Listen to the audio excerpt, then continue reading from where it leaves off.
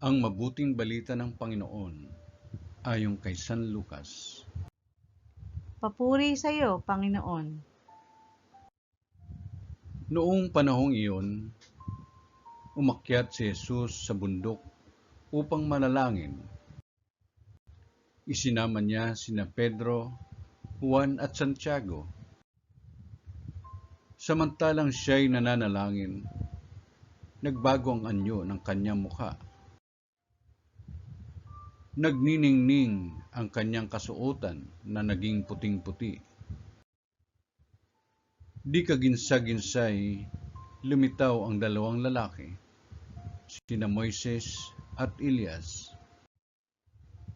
na nagpakitang may kaningningan at nakipag-usap sa kanya. Pinag-usapan nila ang nalalapit na pagpanaw ni Jesus na magaganap sa Jerusalem.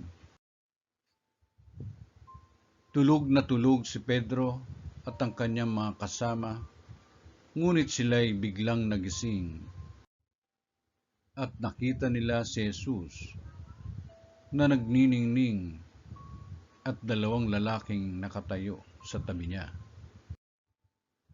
Nang papaalis na sa tabi ni Jesus ang mga lalaki, sinabi ni Pedro, "Guro, mabuti pa'y dumito na tayo. Gagawa po kami ng 3 kubol. Isa sa inyo, isa kay Moises, at isa kay Elias." Ang totoo'y hindi niya nalalaman ang kanyang sinasabi. Nagsasalita pa siya nang matakpan sila ng isang ulap at sila'y natakot. At may isang tinig mula sa alapaap na nagsabi, "Ito ang aking anak, ang aking hinirang. Siya ang inyong pakinggan."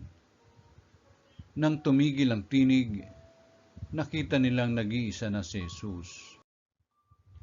At hindi muna sinabi ng mga alagad kanino man ang kanilang nakita.